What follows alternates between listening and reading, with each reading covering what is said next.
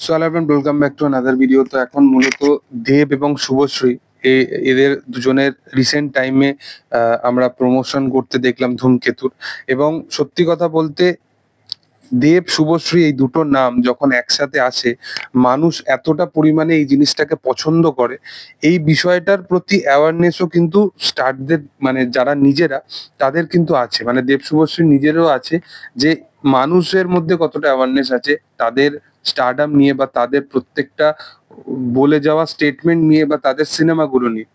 তো মূলত ধূমকেতু এমন একটা স্টোরি হতে চলেছে বা ধূমকেতু এমন একটা কাজ হতে চলেছে যেটা অবশ্যই মানে এমন একটা কাজ যেটা 2016-তে রিলিজ হওয়ার কথা ছিল, 2025-এ আসছে। এবং এটা যদি 2025-এর বদলে যদি আজ থেকে 10 বছর পরেও এই সিনেমাটা রিলিজ হতো, তাহলেও কিন্তু এই সিনেমাটার অডিয়েন্স অবশ্যই মানে এই সিনেমাটাকে সেই লেভেলে ভালোবাসা দিত। কারণটা হচ্ছে এই কাহিনীটাই এমন।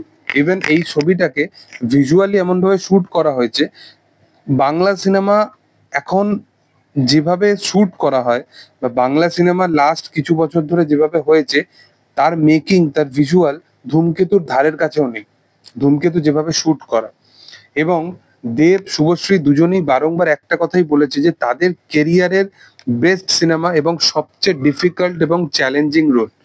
দেবদা একটা জিনিস, গতকালকে আমি তার একটা ইন্টারভিউ দেখছিলাম, সেখানে সেই জিনিসটাকে কনসিডার করেছে, সেটা হচ্ছে যে তার কেরিয়ারের সব থেকে বেস্ট সিনেমার মধ্যে বুনোহাসকে রাখা হয়। এবং বুনোহাস সিনেমাটা কিন্তু যদি যতজন মানুষ দেখেছে এবং যতজন মানুষ দেবের কেরিয়ার বেস্ট হিসাবে সেই সিনেমাটাকে মনোনীত করেছে, ততজন যদি বড় পর্দায় গিয়ে সিনেমাটা দেখতো, তাহলে সিনেমাটা হচ্ছে ব্লকবাস্টার হতো। তখনকার দিনে যে সময় এই সমস্ত সিনেমাগুলো আসতো, অ্যাকচুয়ালি মানুষ কিন্তু স্টারকে দেখে বা স্টারের ইমেজকে ভালোবাসতো। স্টার কি সিনেমা করছে সেটার থেকে বেশি কিন্তু স্টারের ইমেজকে ভালোবাসতো, এবং স্টার মানেই তাকে লার্জার দ্যান লাইফ ভাবে দেখতেই মানে পরিচিত ছিল।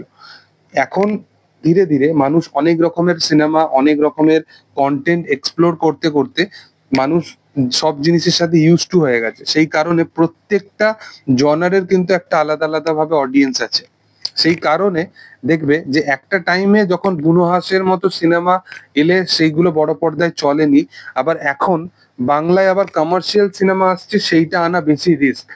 সেইটার অডিয়েন্স বেশি মানে বড় পর্দায় দেখতে আসবে কিনা সেটা হচ্ছে বেশি প্রবলেমেটিক। তো এই দুটো টাইমের অডিয়েন্স খুব প্রচন্ডভাবে চেঞ্জেস এনেছে, এবং সময়ের সাথে সাথে ইন্ডাস্ট্রির কিন্তু প্রচন্ডভাবে চেঞ্জ আসে। প্রত্যেকটা ইন্ডাস্ট্রিরই কিন্তু একটা আলাদা আলাদা রকম ভাবে জনারের চেঞ্জেস কিন্তু আসতে থাকে। 80s-এর টাইম থেকে এখন অব্দি বলিউডের কতবার চেঞ্জেস এসছে, কত রকমের সিনেমার চেঞ্জেস এসছেন। এবং রামায়ণ আসার পর একটা নতুন ফেজ শুরু হবে, এটাও তোমরা দেখে নিও। রামায়ণ যখন আসবে, তখন রামায়ণের হিট হয়ে যাওয়ার পর বা রামায়ণ সুপার হিট হয়ে যাওয়ার পর একটা নতুন জনার শুরু হবে বলিউডে। তো এই জিনিসটা কিন্তু ইন্ডাস্ট্রির হয়, এবং সেখানে তো একটা ডিকেড পরে আসছে ধূমকেতু। তো ধূমকেতু শুভশ্রীকে নিয়েও সে বলেছে যে শুভশ্রীর কেরিয়ার বেস্ট সিনেমা, এবং এমন এমন কিছু পারফরমেন্স আছে। এবং শুভশ্রীও কিন্তু সেই টাইমে কমার্শিয়াল সিনেমাকে, কমার্শিয়াল সিনেমারই একদম আউট এন্ড আউট কমার্শিয়াল সিনেমারই একজন অভিনেত্রী ছিল। তো দেব শুভশ্রীকে নন অ্যাক্টর হিসাবে সেই সময় কনসিডার করা হতো, এবং ধূমকেতু যদি সেই সময় মুক্তি পেত, হয়তো সিনেমাটা বড় পর্দায় চলতোই না বা সেই লেভেল অফ ভালোবাসা পেতই না।